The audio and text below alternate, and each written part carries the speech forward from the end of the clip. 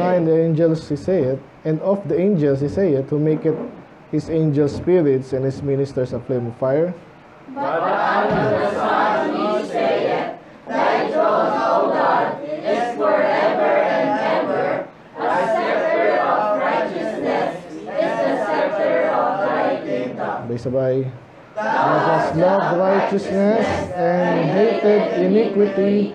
Therefore God, even thy God, hath anointed thee with the oil of gladness above thy fellows. Let's pray, Lord. Salamat sa iyong salita. Patuloy namin pag-aralan, Panginoon, ng detalye, Panginoon, about the Lord Jesus, ang kanyang pagiging tao at Diyos. Pray, may malinaw to, Lord, at madali din namin to, Lord, sa mga namin natutunan. Bakit pala siya ganun ang kanyang katangian, Panginoon, kakayanan. Maalay nito, Lord, sa aming puso't isipan din, Lord, at ma-identify mga kamalian mga sa labas. Dahil ito yung mga major and basics din po, Lord, fundamentals ng pananampalataya. Ito po ay ma-establish sa aming mga puso, Panginoon. Now po, Lord, kaya malulati. In Jesus' name we pray. Amen. Amen. Okay, good afternoon po sa lahat. Title po ulit natin na though di tayo matatapos do sa humanity. Mga dalawa pa to eh. Another 2 sermon. The title natin, To Be Equal with God, Part 2, Jesus both human and divine. So kanina umaga po yung mga statements saka mga proofs sa Bible na bakit si Jesus ay Diyos. Sino nagsabi? Una si Jesus, pangalawa yung apostles, pangatlo the Father Himself, and then yung ano pa? His works, and then dito pa? Apostles, disciples, ngayon naman si John, si Paul, and apostles. So ngayon naman ay yung last po, yung mga devil. Ba't naman mapapakinggan yung devil? So alam nyo po, kahit po ang inaaral ko naman yung mga proof doon kay Jesus Christ, kasi ang dami nagtatalo dyan, di naman yan totoo nangyari. Ngayon, ang hirap patunayan nun, kabaliktaran, kasi ang daming proof eh, sobra. Pero isa sa nanote ko doon, yung mga sinulat ng mga Hudyo na kalaban actually ng Christianity. Alam niyo ba yun? So, kaya ang daming writings ng Jews, doon yung iba tinatago yung pangalan niya, pero halatang halata si Jesus yon. Kasi eksakto, ganito yung taon siya, bata siya namatay, yun nga, anak siya ni Mary, daw sinasabi, anak daw siya ng lalaki si Pate, Basta may pinangalanan silang Roman soldier na Keshin daw tatay talaga ni Jesus, ang ganyan. Pantera, parang ganun. And then, so, ano pa ba yung basta yun. So, may writing about Jesus, yung kakalaban ng Christianity to. So, pwede pa rin proof yun, at least, hindi nila may tatanggi na mayroong historical Jesus. Diba? So, ganun din dito, though Bible pa rin to eh. So, pag ang demonyo nagsabi na Diyos si Jesus, maaaring dito to man kasi demonyo eh. Pero, minsan, ang dami rin nasasabi ng totoo ng demonyo, di ba? Kasi kalaban niya yan. Una, hindi mo pwedeng patunayan na wala siya kasi may kalaban siya. So, kalaban ng Diyos, ang demonyo ang Diyos.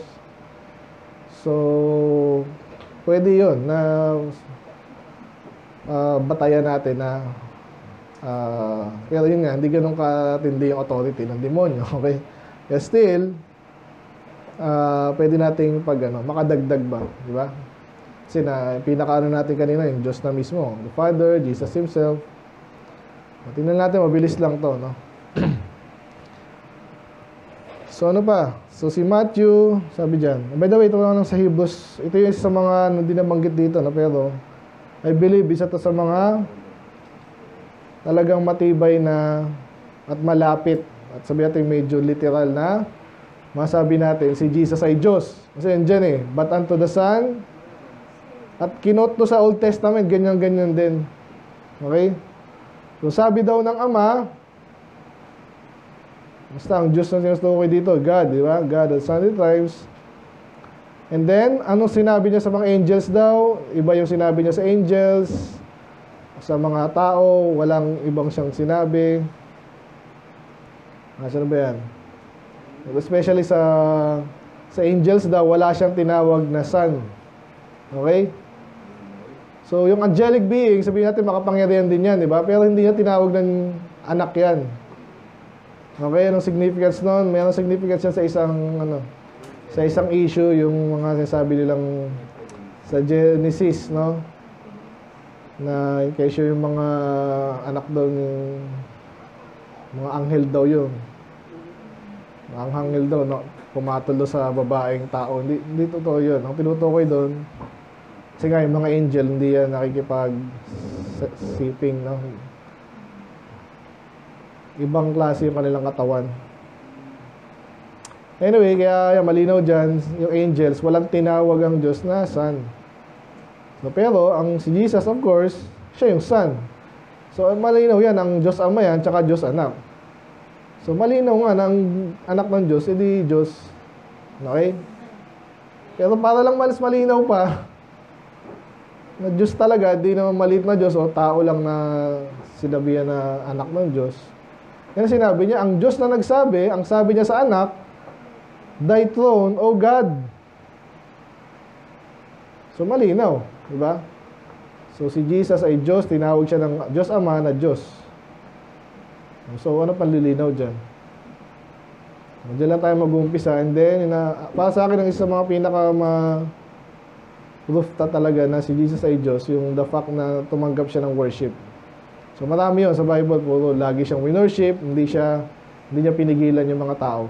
Unlike, of course, ni Paul, ni Peter, at si John, nung nagpatira pa yung mga tao sa kanila, at anghel din, pati anghel kay John. Hindi, huwag mo sambahin.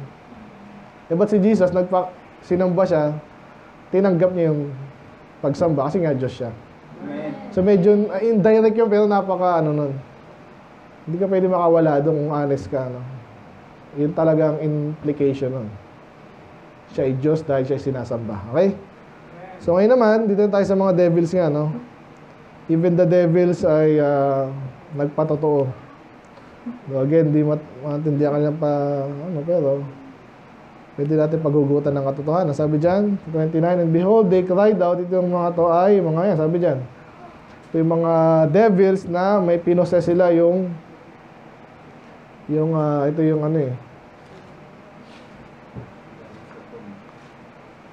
saan ba yun? Aman. So, merong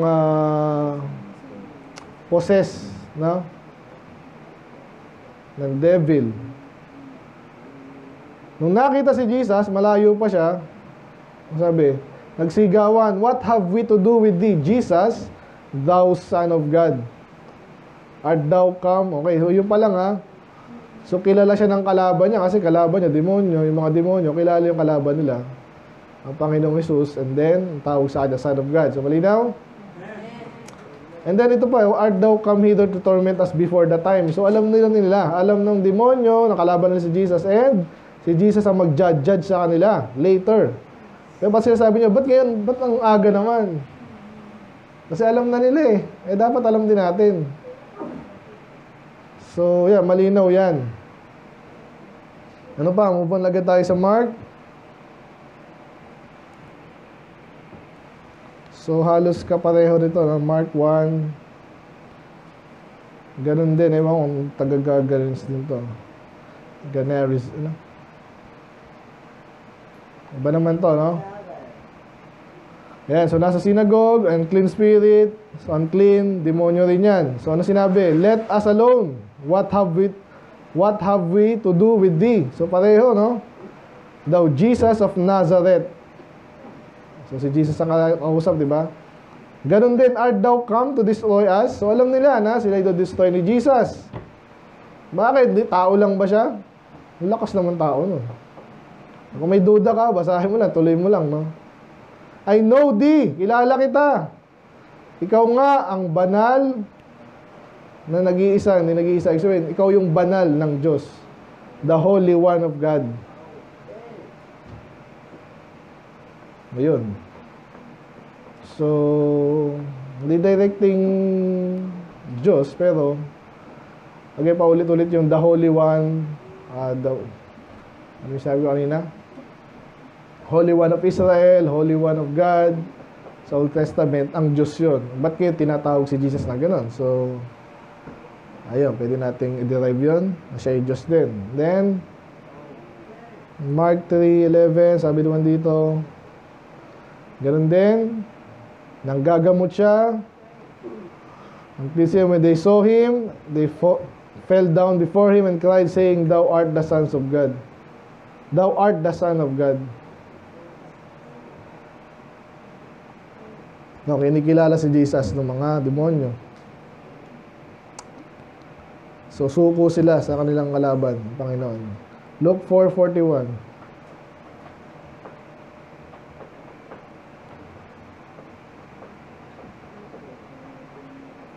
The devils also came out of many, crying out and saying, Thou art the Christ, the Son of God. So, yun naalala nyo kanina maga, yung Christ, anak ng Diyos, anointed, Messiah, kilala niya.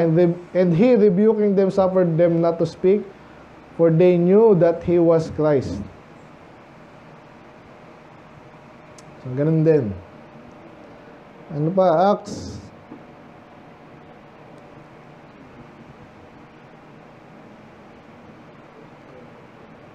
19:15, ang sabi dyan, and the evil spirit answered and said, Jesus I know, and Paul I know, but who are ye?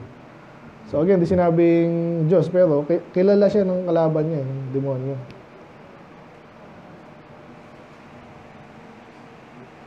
Ayun, so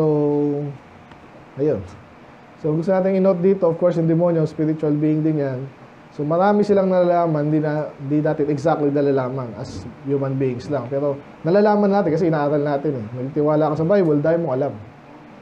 So pero itong mga demonyo, alam nila yung kasi nakikita nila ang Panginoon, spiritual things. So evil spirit, Holy Spirit, nagkakaalaman niya, magkakalaban yan. Okay?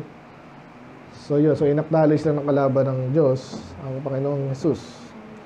So yun lang, so medyo extra lang yun sa kanina kasi obviously ang mas authority na sundin natin or paniwalaan natin, of course, si Jesus and Diyos and then other people like the Holy Apostles. Okay? Pero ito, extra na lang yan. Okay? So ano pa? So paano nating malaman si Jesus ay Diyos? Sinabi ng Panginoong Ama, Apostles, mga mananampalataya, even the devil. So ngayon naman, may mga pangalan na binigay kay Jesus na applicable actually sa Diyos. Okay? So tingnan natin, marami ito, no? Matthew. Ano yung pangalan or title na binigay kay Jesus, tinawag si Jesus na ganon, na masasabi natin anak ng Diyos to or Diyos to? Sabi po dyan, makibasa, ready go. And lo, a voice from heaven, saying, This is my beloved Son, in whom I am well pleased. So ang Diyos Ama nagsabi, anak niya yun. Kanina umaga na natin ito, na-touch natin to. Therefore, anak ng Diyos, Diyos. 12:18. Okay? Katuparan ng prophecy. Sabi niya, Behold my servant, whom I have chosen, my beloved, in whom my soul is well pleased. So pareho, no? I will put my spirit upon him, and he shall show judgment to the Gentiles.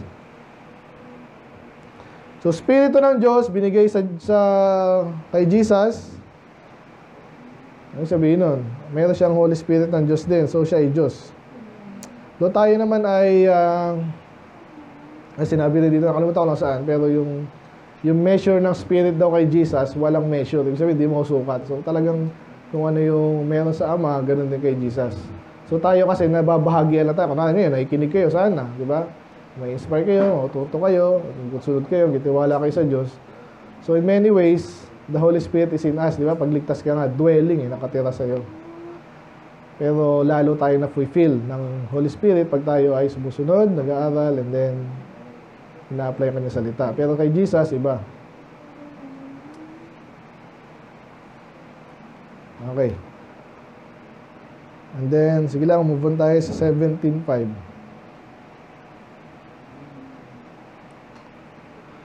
Sabi naman dyan, ito rin yun. So, at sa Transfiguration, yung nasa mataas silang bundok, nagpakita sa Elijah tsaka si Elijah and Moses together with Jesus, and then andun yung boses ng Diyos Ama, siya ay anak ng Diyos. Move on tayo sa Mark 1:11. Ito rin nga yung kanina, di ba? Ganun din. Ephesians 1:6.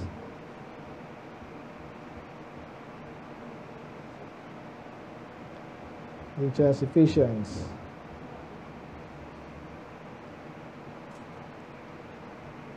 Basa, ready, go. To the praise of the glory of His grace, wherein He hath made us accepted in the beloved. In the beloved. So, tinanggap tayo ng by the way, doon pala tayo sa titles, no? So, kanina may beloved son. So, siya ay anak ng Diyos, and therefore Diyos, ganoon din. Beloved pa rin ang kanyang title dito kay Jesus. Okay na pa, Colossians 1:13. Ano yung mga title ni Jesus na giving thanks to the Father, to which is made be partakers of the inheritance. Dali. 13 sabi ko, who had delivered us from the power of darkness and has translated us to the kingdom of His dear Son.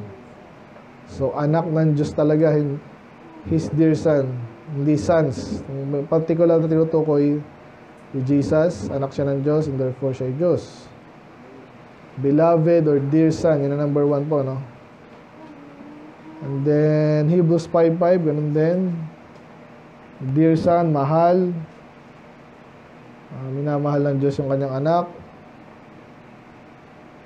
Sabi dyan, so also Christ glorified not Himself to be made an high priest, but He that said unto Him, Thou art my Son, today have I begotten thee. So, interesting to kasi may tanong dito, bakit? Kailan ba siya pinanganak? Kasi pag sinabi bigatin, inanak, di ba? So, paano yun? Matagal na siyang anak, pero ito kasi yung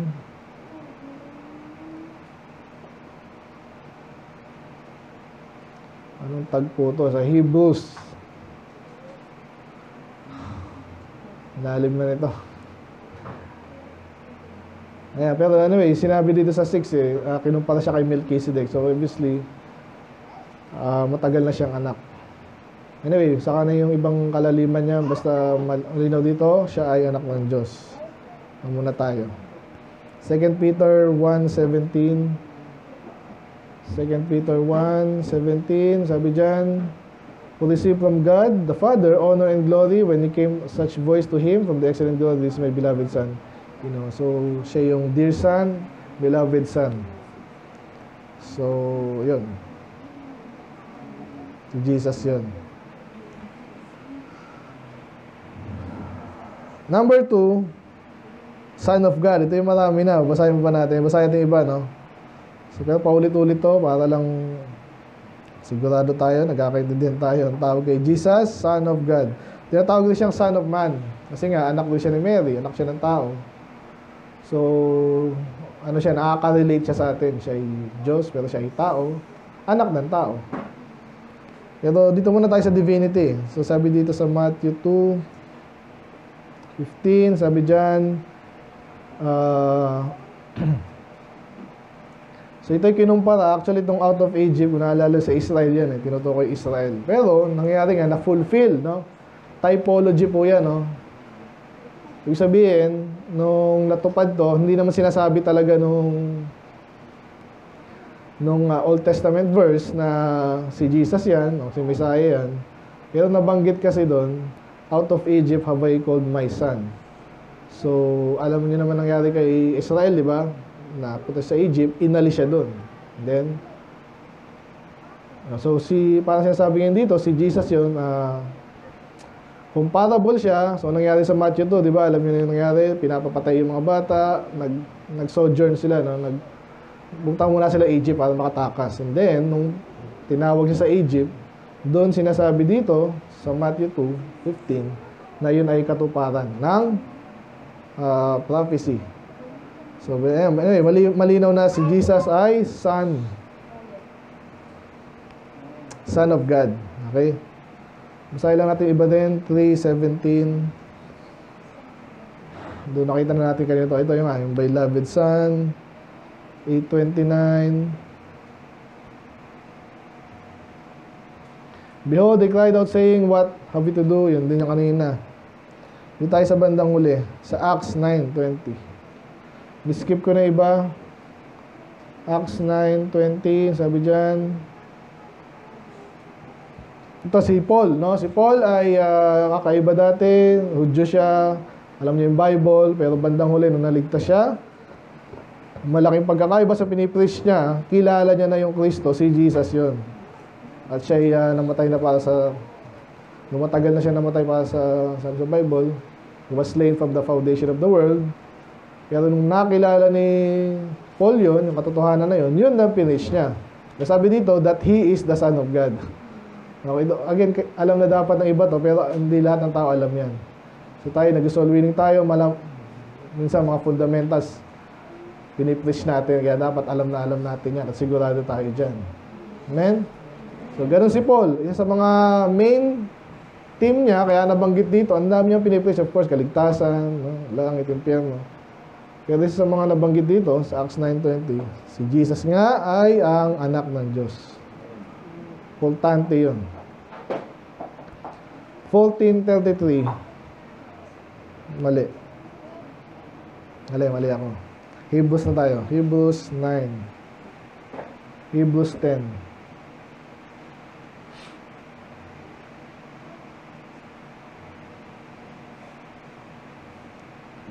Tapos ba tayo dito? Hindi pa, no? Ayan. So, of much sorrow punishment, suppose he, shall he be thought worthy? May basa nyo nga, ready, go.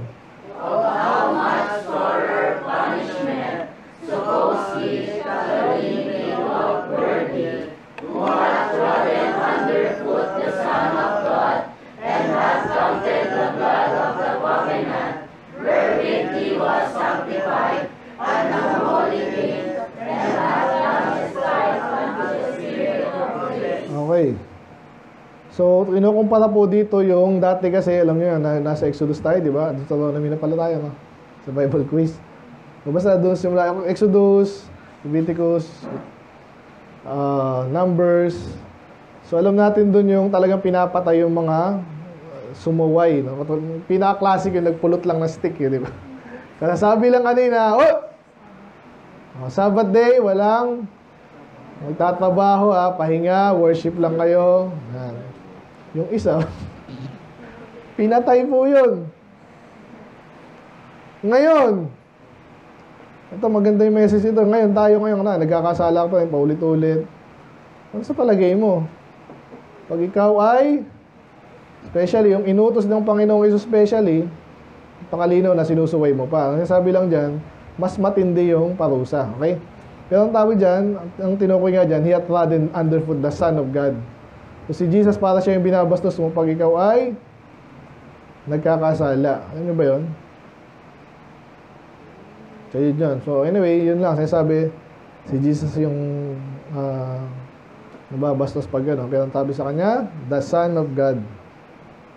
Then last na lang tayo kay Son of God. Doon marami pa yan. 1 John 4:15. Whosoever shall confess that Jesus is the Son of God. Okay, mas lilinaw pa ba dyan? Pag ikaw daw ay kino-confess, ibig sabihin mo inaamin o sinasabi. So kasi pa yung mga bagay na sinasabi natin, kung naalala niyo sa ating preaching sa, ang tawag doon, yung kaligtasan, no? Bakit kailangan mo sabihin? Kailan lang, kanina lang actually parang may mga baptist pa, yung baptist talaga to. May kumukonta talaga doon sa calling upon the name of the Lord. Doon mga Calvinist to yung iba dyan Nasabihin, hindi na kailangan tumawag, manampalataya lang. Tama ang manampalataya, ba't mo may pigilan tumawag? Paano nga siya, yun ang pinaka mas luma pang tumawag sa pangalan ng Panginoon Hindi ka tatawag pag hindi ka nanampalataya. Kaya ngayon, ina-emphasize natin, manampalataya. Kasi iba hindi nanampalataya, mali, sablay.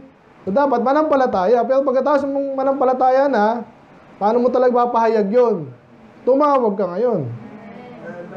So, ganun din actually ito. Whosoever confess, sabihin mo. Kasi pag sinabi mo, like kung binabanggit ako, pakinggan nyo ako. Minsan, nasabi ko yun, anong significance yung kailangan mo pa sabihin? Kasi kung anong lumalabas sa bibig mo, yun yung malamang sa hindi unless reprobate ka or sobrang sinungaling mo, mapagpanggap ka, hudas ka. Pero malamang sa hindi, pag sinabi mo yan, malamang sa hindi, totoo yan. Yan yung sinasabi mo from the heart, sabihin mo yan sa bibig mo. Okay? Yun ang default. Kaya kahit kayo, anong ginawa mo kanina? Nasaan kayo yun? Maraming sinasabi yun. Ba't wala ka kanina? Wala ka nung ano? Anong lalabas sa bibig mo? Malamang sa hindi, yun ang laman ng puso mo. Kung magsinungaling ka man, malalaman din. Okay? So, kaya dito,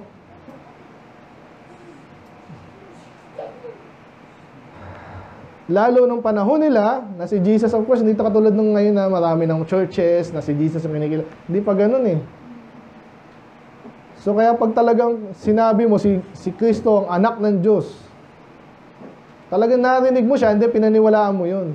Amen. Hindi mo yun, kaya yun. God dwelleth in Him and He in God.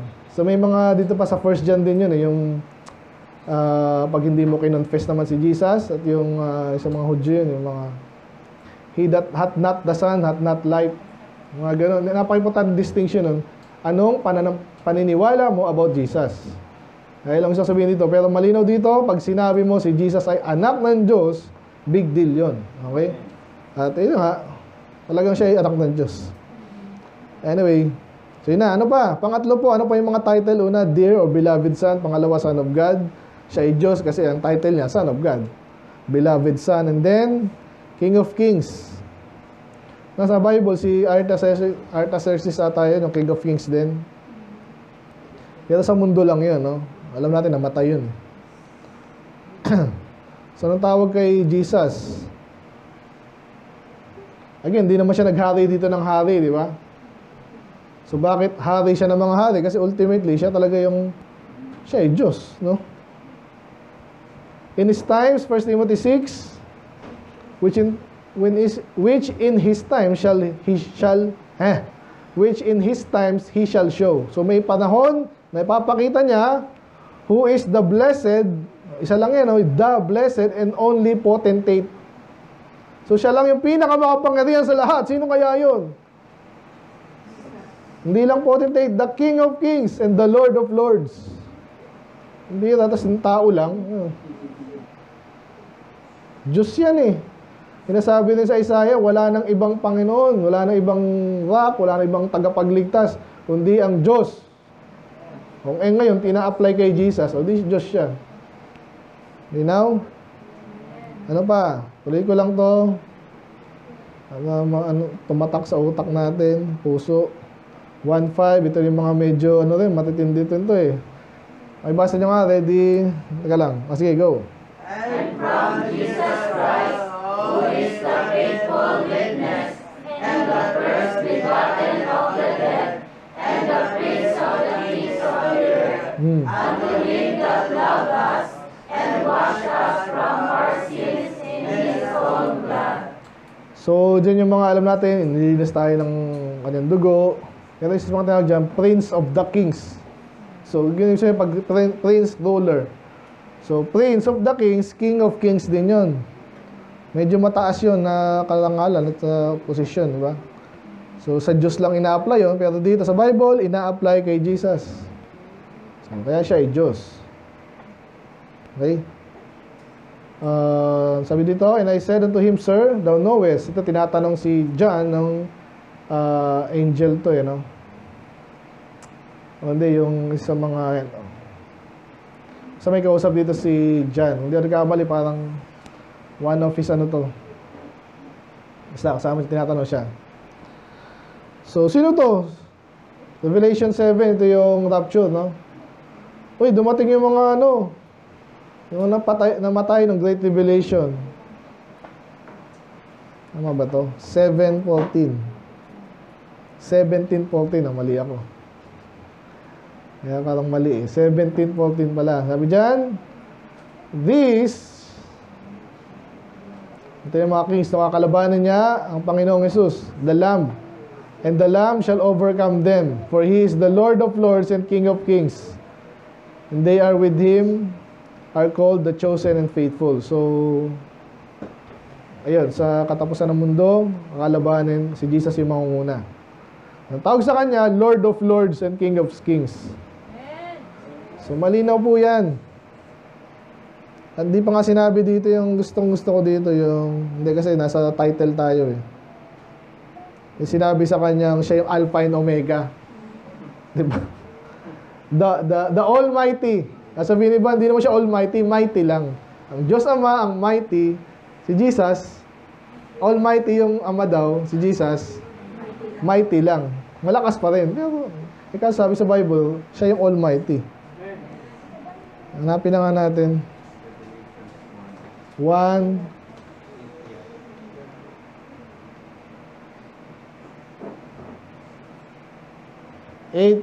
Ayan, naman. I am Alpha and Omega. Sino yan? Si Jesus yan. Kasi siya tinutukoy dito eh. Oh. Yan. First begotten of the dead. Jesus Christ, faithful. So, siya daw yung nakita ni John. At nagsalita siya, I am Alpha and Omega, the beginning and the ending. Sino kaya to? Si Jesus. Said the Lord, which is, was, dati na siya, which is, ngayon siya, present siya ngayon, future, andun pa rin siya. Sino siya? The Almighty. O paano yan? So, anong Diyos, Ama, siya rin Almighty. O di Diyos din siya. Wala nang lalabo pa, lalinaw pa dyan. Okay, ano pa yung mga title niya? Actually, yun na yun. Medyo malinaw yun. Hindi natin na yung iba. May mga title pa siya. The Glory. Yung Exaltation, mamaya yun. Kung aabot pa tayo doon. Okay? Ano pa? So, bukod na tinawag siya na Diyos talaga. So, again, indirect. Pero direct pa rin yun kung may utak ka. Okay?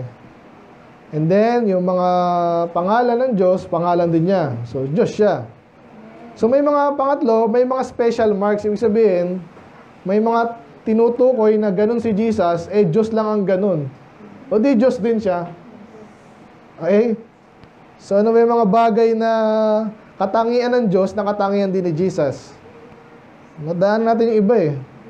Pero dito naman, iba naman yung ating sa Old Testament tayo, sa Micah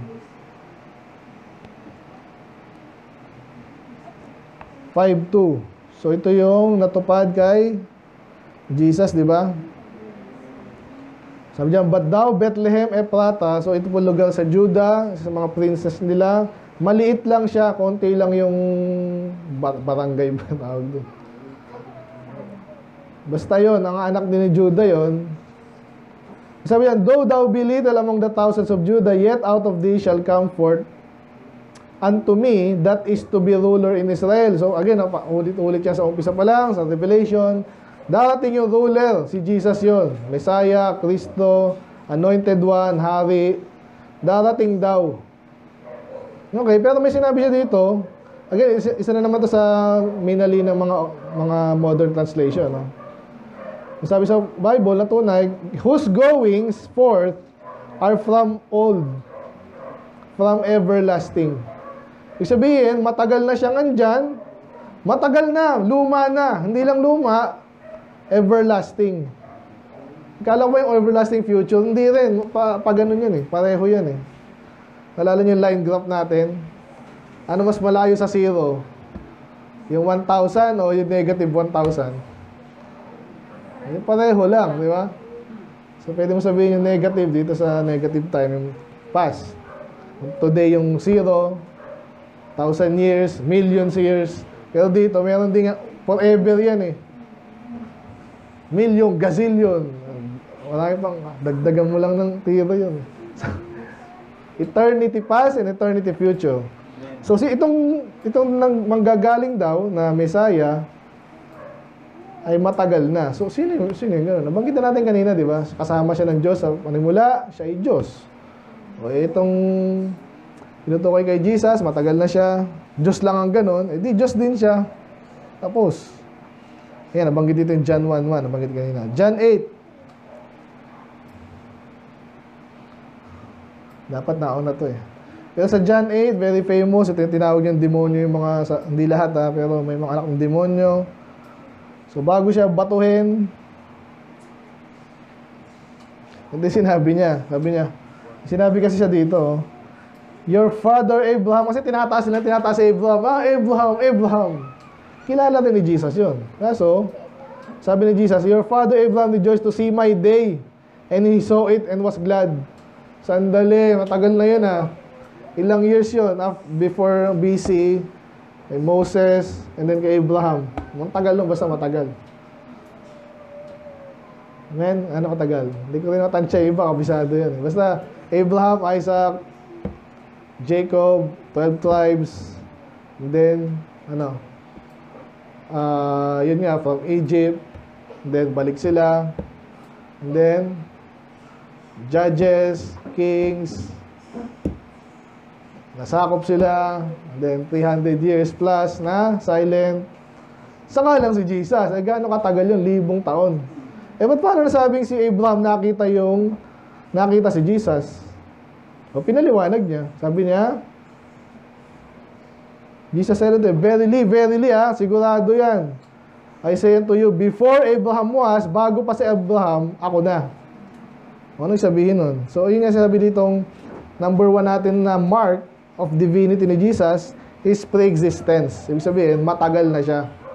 Before siyang ipanganak sa Bethlehem, nag-i-exist na siya, ando na siya. Pero siya ay Diyos, no? Hindi pa siya tao doon. Okay, John 17:5.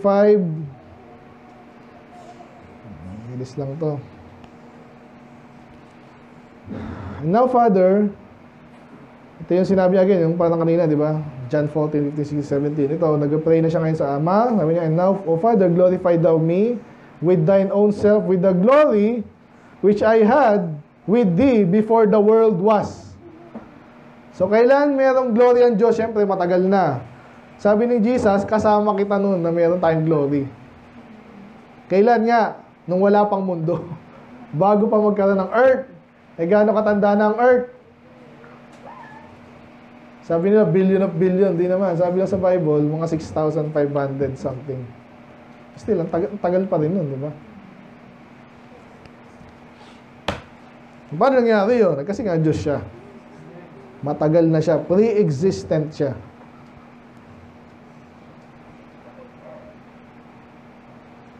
Ano pa kayo? Ano pa? Ano ba to?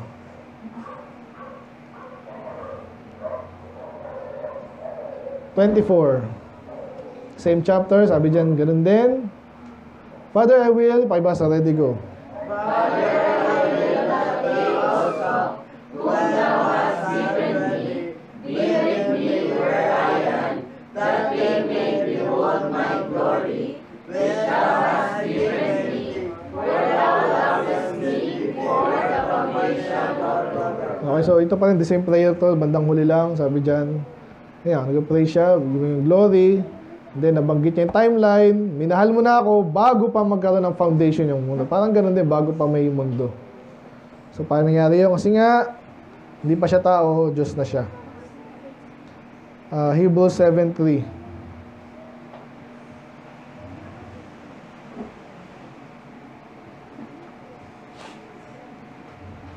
Ito na yung si Melchizedek. Kinukumpara si Jesus kay Melchizedek. Ano daw si Melchizedek at saka si Jesus, ang pareho nila, walang tatay, walang nanay. Doon may tatay si Jesus, obviously. Pero nga, hindi katulad ng tatay-nanay natin. Alam nyo na, di ba? Without descent, wala kasi sinabi sa Old Testament kung saan nanggaling to, bigla na lang bumuslot si Melchizedek. Yung nag-aaral, ba't ganun? Kasi nga siya yung King of Peace, okay, King of Righteousness. Sino kaya to? May iba pa bang significant figure na tayo makilala? Yung pala, si Jesus din pala yung sinasabi. Neither have beginning of days nor end of life, but made like unto the Son of God abideth a praise continually. Si Jesus po yan. So wala siyang simula, wala siyang katapusan, ando na siya, matagal na, Yun ay attribute, pre-existent na ang Diyos lang ang meron. Therefore, Diyos din si Jesus. Okay? And then, Revelation 22. Ito na, tapos na. So, ulitin yung sinabi sa chapter 1. Ang sabi dyan, I am Alpha and Omega, the beginning and the end, the first and the last. Ayun, so, ang Diyos lang yun. Number 2, ano pa yung mga marks? Ibig sabihin, ano yung meron si Jesus na ang Diyos lang ang meron dapat, ba't ganun din si Jesus? Una, pre-existent. And number 2, tingnan natin. Matthew 7, ito po yan na pansin ng mga kanyang mga contemporary, no? Pag nagturo daw siya, for he taught them as one having authority and not as the scribes. So, yun yung scribes po, kahit ngayon po, sinong mga matinding magsulat, kahit yung mga, si Jinggoy, gusto na naman tanggalin daw yung senior high school. Pag napirmahan yun, tanggal yun, wala tayong magagawa. Kahit, ganyan po yung kapangyarihan ng paggawa ng batas. Sundin niyo kasi yung proseso, kahit gaano katanga pa yung mga yan. Ngayon nga, gustong makasal yung bakla, di ba? So, pero yung authority na yun, hanggang dito lang. Pilipinas, hanggang Pilipinas lang yun. Ngayon, tanong, si Jesus, yung mga tinuturo niya, iba, lagpas-lagpas yun sa bansa, di ba? Sa buhay at langit at impyerno yung tinuturo niya Tayo din. Pero tayo, kasi ako, sinusunod ko lang siya. Pero siya, yung authority niya, doon, sinabi niya, ang pakialam kung sinabi nung ang Bible niyo, kasi ako yung Bible din. In-interpret niya ng tama, o di ganun pala din.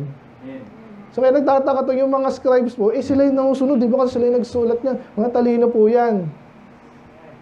Pero pag si Jesus, karpentero, pero yung pag nagturo, ang tindi, kasi nga sigurado siya yung anak ng Diyos. So, number 2 natin na marks of the divinity of Jesus is, number 1 nga yung pre-existent, pangalawa, authority. Sino mo masusunod? Mga bata pa kayo, dapat alam niyo yung sino mo susunod. Ganun kayo, pag magulang naman kayo, kasi magulang, bigla na lang yung magulang, di nag-mature. Kaya dapat alam nyo kayo yung authority sa bahay. Amen? Walang mag-ano sa inyo doon, walang kukuha ng dapat. Sa bahay yun, sa pamilya nyo yun. So, pero sa buong mundo, si Jesus yun. Nalala yung mga topic na ganito. So, marami pa tayo niyan. Ito, famous verse, Great Commission. Bago niya sabihin niyang, go ye therefore, teach all nations, sinabi niya, and Jesus spake unto me, and came and spake unto them, saying, all power is given unto me in heaven and earth. Lahat na nakapangyarihan, again, either totoo to hindi, pero hindi mo pwedeng, lalo yung mga kulto, nakikisakay lang kasi sa Christianity, pero pag sinabi ng Bible, di naman maniwala. So, kung gusto mong i-claim na ikaw Kristiyano, si Kristo dapat sa'yo all-powerful din. And therefore, yun nga ang attribute ng isang Diyos, no? May authority siya. Amen? Dapat ba natin siya sundin?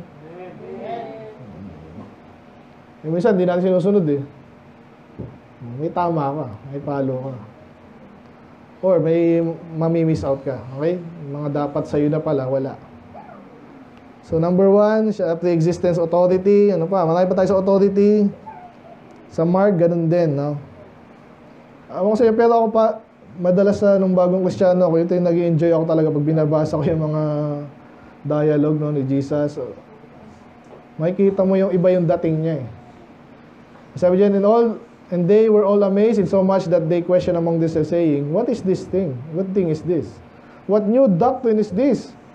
For with authority commanded he even the unclean spirits, and they do obey him.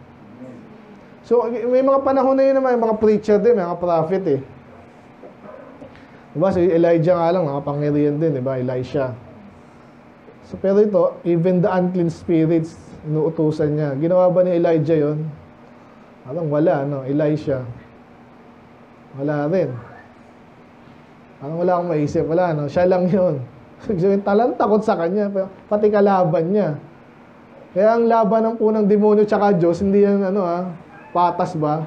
Hindi ganun. Ang layo ng diferensya niyan. Hinahayaan lang Diyos sa mga buhay ngayon yan. Manggulo, pero bandang huli siya, takot pa rin sa kanya yan. Kasi nga siya ang pinaka-authority. So, kung demonyo mismo takot sa kanya, anong klase siya? Tao lang? Hindi, ang tindi ng authority niya eh. So, siya ay Diyos. Okay? Dami nito. 5:27. Ito, malinaw din to ha. Authority tayo ha, nasa authority tayo. So, siya ay pre-existent, pero siya din ay may authority at hindi basta authority. Bigat. Sabi niya, had given him authority to execute judgment also. Si Jesus na nagsasalita dito. Because He is the Son of Man. Ibig sabihin lang niya, pag gusto niya, gagawin niya. Kasi may authority siya. At ang Diyos na nagbigay sa kanya nun. Okay, medyo mabigat, no? So ano pa? Bukod siya ay pre-existent, siya ay may authority, na meron ng Diyos, kaya siya ay Diyos din. Ano pa?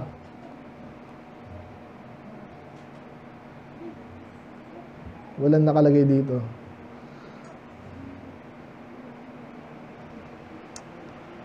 Ayan. Ito, John 6:64. So ito po, of course, ang earthly ministry niya. May tagpo dito na sino ba yun?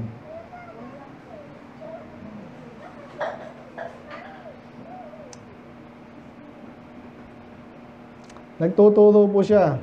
Ayan, nagtuturo siya. Ngayon may mga turo na kahit po mga baptist, kailan lang yung may nag-aaway. Pero parang ganun. May isang pastor, medyo nagkatampuan sa isang pastor. So, medyo sikat sila, medyo lang. So, pati yung mga followers sila, kasi parang baptist eh. Napansin ko pag yung iba, yung konsiderasyon ng iba, mas mababaw sa iba. Ibig sabihin, pag malalim ka kasi, tagus-tagus, hindi pang personal lang. Iba kasi pag alam nilang mali na sila, yun ang gusto ko para sa amin to. Tama na, wala ka gusto. Dependent tayo eh. Pero, bakit ganun yung judgment mo sa ganitong bagay? Yan. Kaya, dito naman, hindi malunok, no? May mga sumusunod sa kanya, pero may mga ibang topic. Ang tindi naman niya, sinabi siya yung bread of life, kakainin natin siya. Ano yun? Catholic ba yan? Hindi, ito yung tamang katuruan dito. Nabanggit na natin to before, na siya kasi yung tinapay ng buhay. So, kailangan natin siyang kainin. Ibig sabihin, daily bread, kailangan mo siyang, binabasa mo yung Bible. Yun ang ibig sabihin nun, dapat. Kaso yung iba, nakakarinig ng mga, hindi. By the way, yung ibang Baptist, hindi na iniwala or na ano silang, si Jesus napunta sa impyerno, ha? Nangingilag sila doon. Kasi nga naman, tama, hindi naman talaga dapat siya mapunta sa impyerno, kaso nga, napunta siya doon. Hindi dapat, pero naging willing siya kasi nga yun ang kabayaran ng kasalanan. Sana ba ako? So, yun ay hinayaan niya, no? Ano yung sabi ko? Ito nga. So, yung mga ibang disipulo niya, nakakasunod pa, yung iba ayaw na, matindi na yan. Anong ginawa niya? Sinabi niya, that disoffend you? So, may mga iba po na Kristiyano rin ang turing na sarili nila. Yan, katulad yan, mga hindi naniniwala si Jesus ay Diyos. Naniniwala sila si Jesus ay mabuting tao lang. Doon napakababaw nitong grupo na to. Pero still, to some degree, naniniwala sila kay Jesus. Pero ayaw nila ng Diyos. Ayaw ng Diyos. So dito naman, parang kasi ito. Yan, it is a hard saying. Does it offend you? So ngayon pa lang no-offend na kayo. Sabi ni Jesus, what if he shall see the Son of Man ascend up where he was before? So, tinataas na siya ngayon kasi nga, nakikita natin, makapangyarihan siya. Itataas pa siya later. Kapatayin siya, pero siya ay itataas pa later. Makubuhay magmuli and then, again, itataas pa. So, iba doon, parang ayoko na, hindi yan ang Jesus na gusto ko. Kasi namin, it is the Spirit that quickened the flesh, profited nothing, the words I speak you, the Spirit and life. Ito yung ano natin, but there are some of you that believe not. Alam niyo sa church, kahit sa ganitong grupo, minsan may bumubulong-bulong dyan. Sana wala pa. Wala pa nakapansin. Pero may mga ganun, lalo pag dumadami. Nag-aaral din ako eh. Okay naman yung mag-aaral ka. Pero pag nagko-conflict yung sinasabi mo ng pastor, sa pininiwalaan mo at the moment, tapos ayaw mong maniwala, ayaw mong sakyan, ayaw mong whatever reason, bubulong-bulong yan. Hindi ko kayang paniwalaan, di totoo yan. So dito, ganun din. Kaya alam ni Jesus yun. Paano niya nalaman? Matindi, di ba? Kasi iba niya magtatago pa eh. Parang Judas nga. Actually, si Judas yung tinutukoy dito eh. Si Judas, nag-pray din, nag-soul winning din, nag-praise the Lord din. Yun ang sana gusto ko. Meron ako nito kaso wala eh.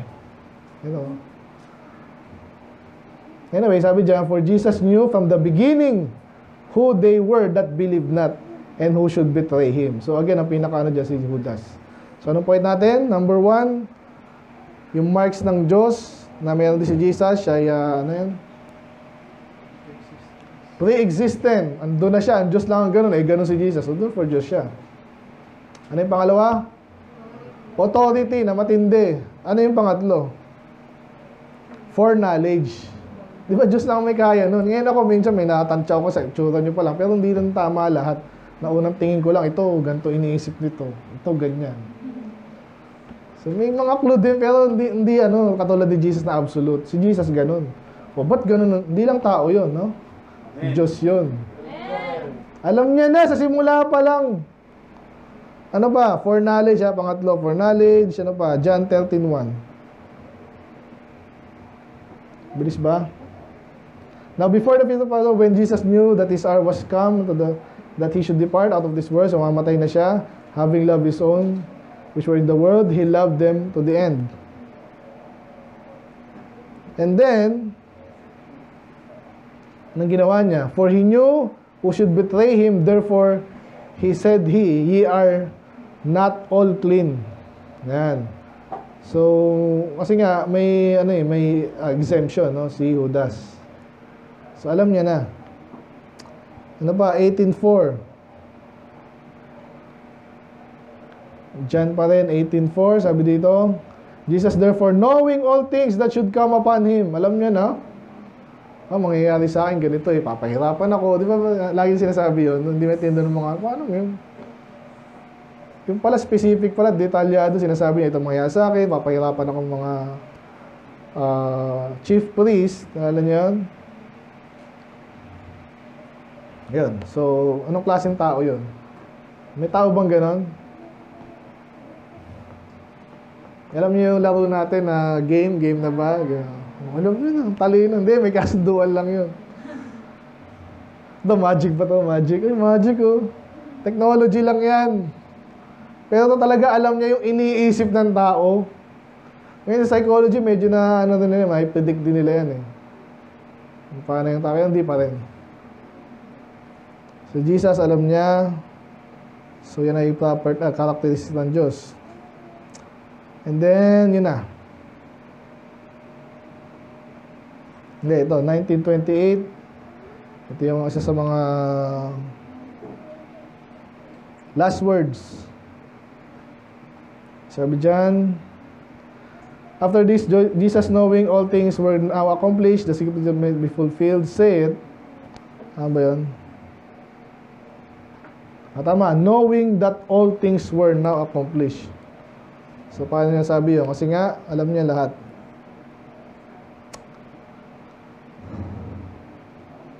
Okay, ano pa? So, another sub-point nito, alam niya rin yung, nabanggit na natin ito kanina, alam niya yung mangyayari sa kanya, especially in suffering, no? So, sinabi niya po yan, sa ipapahirapan, suffer many things, then raise in the third day. Okay? So, alam niya na yun. Ano pa?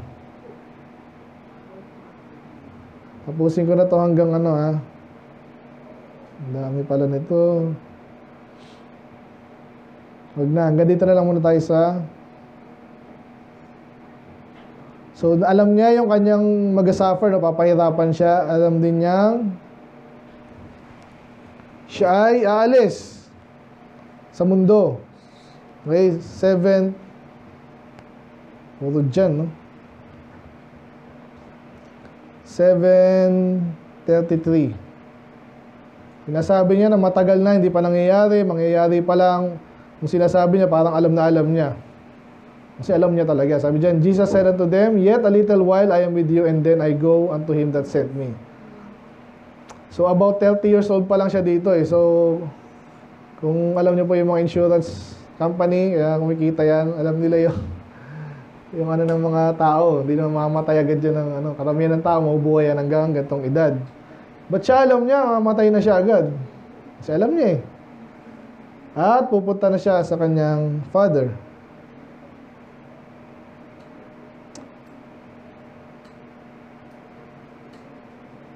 Kaya puro ganun lang yan. But now I go to my father. Ano lang, John 17. Ito ay balik-balik na tayo sa John 17, no? Ito yung prayer niya kasi, alam niya na bago pa mangyari. And now, I am no more in the world, but these are in the world. Yung tukon niya mga disipulo niya, mawawala na siya, pero mga disipulo niya may iwan. And I come to thee, Holy Father, keep through thine own name those who are those given. So basically, alam niya kung saan siya punta.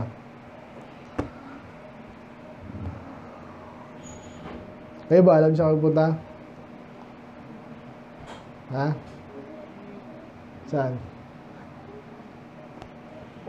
Ayan, by faith yun, no? Kasi nang pangako sa atin. Sa langit tayo. Anyway, ano pa? Ano pa yung mga attributes ng Diyos na meron din si Jesus? Tapusin ko na to, yung Lordship, number 4. Luke 6:5.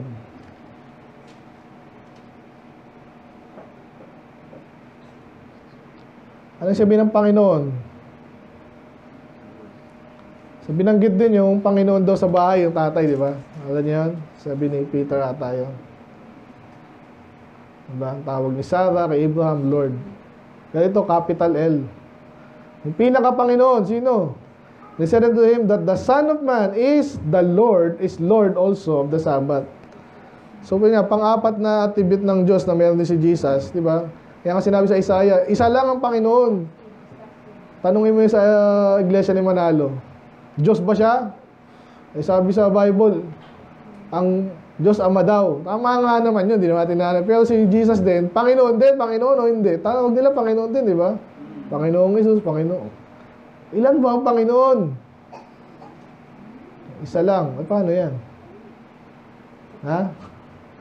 Silang totoong Panginoon? Pareho sila. Pero bakit Panginoon? Taas naman nun. Kasi nga, siya ay Diyos din. Hindi, ginawa lang siyang Panginoon ng Panginoon. Special na tao. Napaka-special naman. Anyway, malinaw sa atin siya ay Diyos, ha? Kaya ganito yung mga parang pandagdag na lang. Okay? Siya ay Panginoon. Nabanggit natin all authority kanina, di ba? Binigay sa kanya. Yan, Acts 2. Gaano katindi ang authority ni Jesus? Lordship niya. 2:36. Kasi ba yung ganito? Wala masyado sigawan. Basta mabilisan, no? Ang sabi dyan, makibasa, ready, go. Therefore, let all the house of Israel know assuredly that God hath made the same Jesus, whom ye have crucified, both Lord and Christ. So, siya na ang Panginoon, siya pa ang Kristo. So, Lord talaga siya. Amen?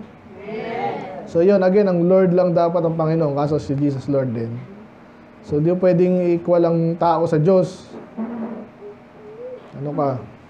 Actually, nga na sinasabi nila eh. Ngayon, sila may problema ngayon. Ang Diyos ay hindi tao, at ang tao ay hindi Diyos. Oh, pero Lord ba siya? O, paano yan? Mamili kayo ngayon.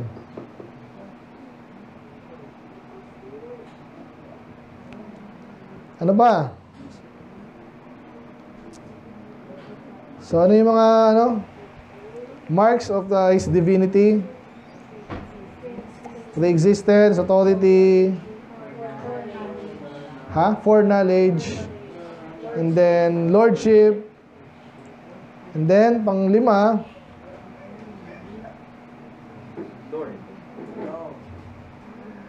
Matthew 3:11. Tapusin na natin itong bahagi na to kasi hirap putulin ito. I did baptize you with water unto repentance, but he that comes, si John the Baptist ang nagsasabi nito. So siya nagbabaptize daw, pero may darating pa sa kanya. Na itong darating na to is mga kapangyarihan sa kanya. Hindi siya worthy na, basta hindi siya worthy kumpara dito. Sino yun? Obviously si Jesus. He shall baptize you with the, tama ba to? 3:11. Tama. He shall baptize you with the Holy Ghost and with fire. So anong tinutukoy dito? Yung kanyang preeminence. Ibig sabihin, napakataas niya. Even kay John the Baptist, na nung panahon na yun, siya talaga yung pinakilala ng propeta na established na prophet. Si John the Baptist, kung naalala niyo yung takot nga sa kanya yung mga ano eh. Nasabihin na, hindi propeta yan. Alam natin propeta yan, nung hindi propeta yan. Takot sa kanya eh. Kaso, mas may mataas pa daw sa kanya. No, sino yun? Si Jesus. So again, ang pinakamataas, preeminent talaga, ang Diyos. So ngayon, ina-attribute kay Jesus yun. Marami pa to, no? Ulit na lang po to. Romans 14. Gaano ka preeminente si Jesus? For this end, Christ both died and rose and revived, that He might be Lord both of the dead of the and the living. So, Panginoon siya ng buhay, pati mga patay. Anong gagawin ng mga patay? Wala. Pero Panginoon pa rin siya. Diba? So, siya ay preeminent. Ibig sabihin, napakataas niya. Colossians 1:18.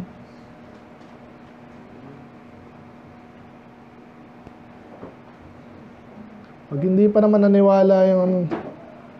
May basa, ready, go. And He is the head of the body, the church, who is the beginning, the firstborn from the dead, that in all things He might have the preeminence. So siyang una, at ang una, at lahat na sa Kanya, ginawa sa Kanya para siya talaga yung makita. No? Siya yung may taas. Ba't siya lagi? Baka Diyos siya. Amen? Kasi Diyos lang yung ganong, binibigyan ng ganong. Di ba? Pag meron kang, nung panahon nila, yung sa season, naalala nyo kay Paul, nung panahon pala ni Jesus, yung ni-stroke ng mga Pharisee, yung ego niya, ni Pilato, di ba? Sabi, there is no king but Caesar. Sabihin, dapat si Caesar lang mataas. Dapat walang magsasabing ibang hari dito. Yan.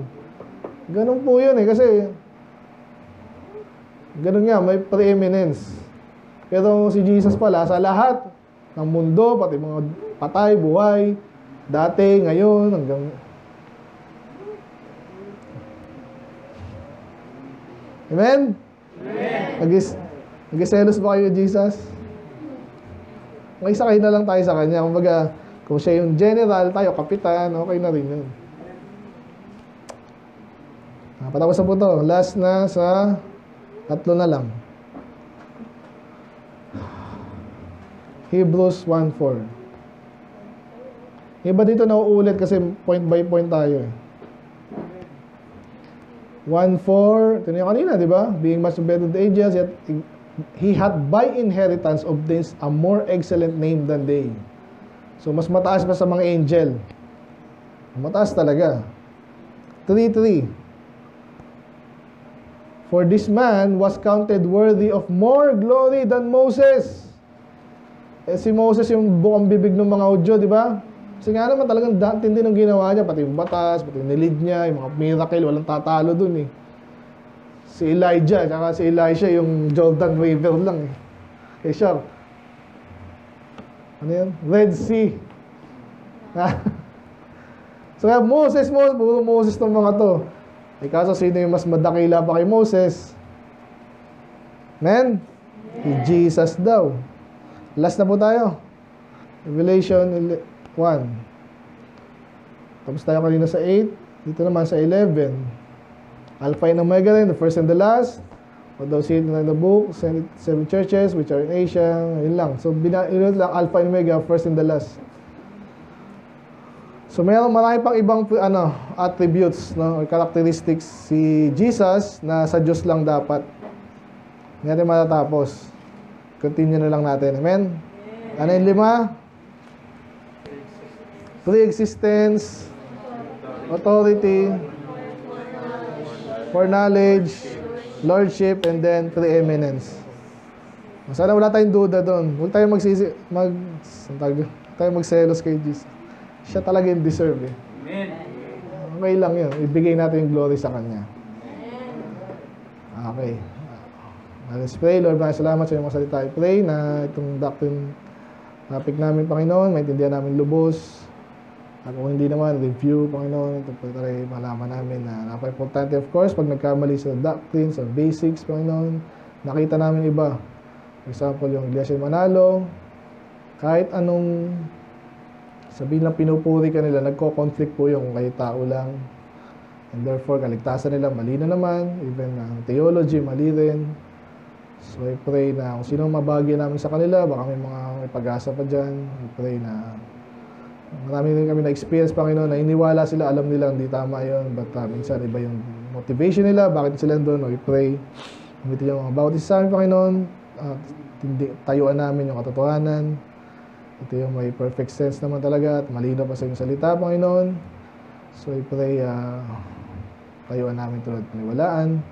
May turo din po, kung di po masyadong malinaw, ay maging malinaw sa amin ito, Lord. Turuan niyo po ang bawat isa. Lang po, Lord, kaya po mag-bless na naman ang aming another week, Panginoon. Palaan niyo bawat isa, tulungan, proteksyonan.